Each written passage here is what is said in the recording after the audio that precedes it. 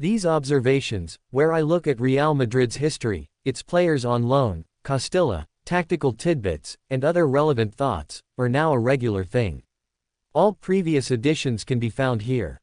Happy international break. Cutting the usual 10 observations down to 4 this week. Let's check in on Real Madrid's press, feed Vallard's best position, Dean Huijsen chilling, and Vinicius plus surrounding offensive movement.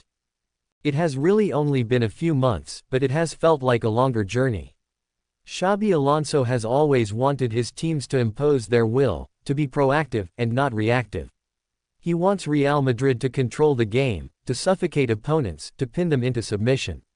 He wants his opponents paralyzed, too stunned to escape pressure. Real Madrid allow 8.9 passes per defensive action this season in La Liga. A jolt from last season's more conservative 11.11. That's a big jump, especially for a team that doesn't have pressing baked into its DNA. How much will Alonso rewire the team's identity, not just now, but also the future? It's an interesting metric to track. What separates Alonso from other high-pressing coaches such as Hansi Flick is that he's not hell-bent on Plan A and Plan A only. He is more versatile, and is more than comfortable asking his teams to hold a mid to low block. Winning Champions Leagues requires adaptability. Real Madrid has always been a tactically adaptable club, hence why they win more than anyone. That kind of mentality is much more difficult to scout and prepare for. Ironically, this is also one of the criticisms he faces. He is perhaps too conservative in big games.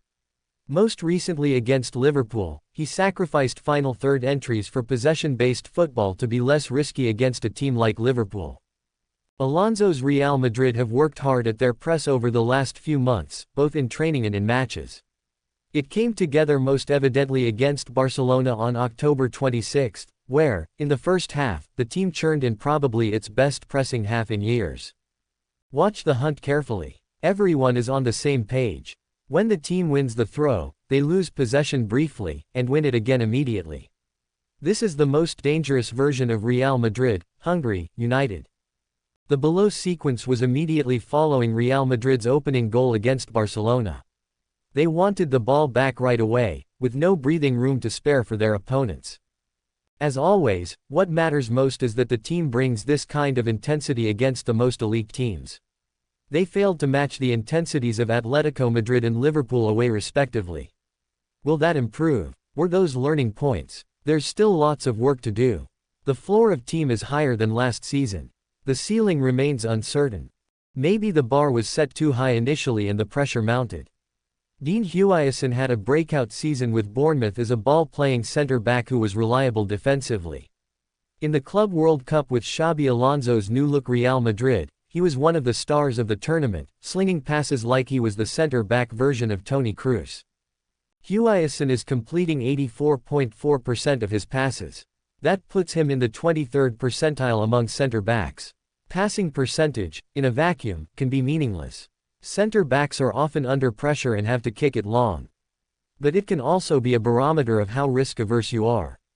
For contrast, Raúl Asencio is at 95.2%. Part of it is that Huijsen is an uncompromising vertical player. He is sometimes too confident, too chill in pulling off passes. He risks passes into the final third, and ranks 5th in La Liga in said metric, but while pulling off several, he also costs the team throughout the campaign. His passing let the team down at both Anfield and the Metropolitano against Liverpool and Atletico Madrid respectively. But it's happening in smaller games too. Those passes look largely innocent. But the margins are razor-thin against the elite, as we've seen. You don't want to force a pass and see Manchester City on the ends of these transition attacks instead of Valencia. Huijsen is still one of the most promising centre-backs in the world. You won't see this author jump the Huijsen ship. But he will need to learn when to make the dagger pass and when to make the safe pass. He'll need to lock in against teams with high intensity who know he starts sweating when pressure hits. Would it be harsh for him to come off the bench at times? The two most informed centre-backs on the team are Eder Militao and Raúl Asencio. It was a rough start to the season, on an individual level, for Fede Valverde. In Alonso's scheme, he sat a bit deeper, behind the initial line of counter-pressing, and was asked to help Aurelien Tchouameni disrupt transition attacks. But Alonso's press was so efficient early on, Valverde was barely seen, and was hardly even asked to be called into action. The lack of involvement seemed to affect the rare moments he had, as it seemed he lacked rhythm. Injuries to Dani Carvajal and Trent Alexander-Arnold, in some weird twisted way, turned Valverde's season around. The Uruguayan was forced to play right back, and, whether he likes it there or not, he's unbelievable there. Valverde has the ability to provide overloads high up the pitch, but has the lungs and hunger to sprint back into transition when needed. Valverde is a reliable 1v1 defender, and can think quick to escape pressure to get the team up the field. Trent and Carvajal are back. Real Madrid still don't know exactly who their right winger is. Alonso should try Valverde in the Franco Mastantuono role. Vinicius is a soul snatcher, a savant in humiliating defenders. When he's in his element, it feeds into the team's offensive momentum. But when his offense isn't flowing or he's not winning his wing-back duel, it can have counter consequences. Teammates look idle waiting for the ball, or get looked off making an off-ball run. Vinicius can lose possession in dangerous areas. I don't think Vinicius is a net negative, generally speaking. He's such an offensive supernova at his peak that you live and die comfortably with his losses in possession.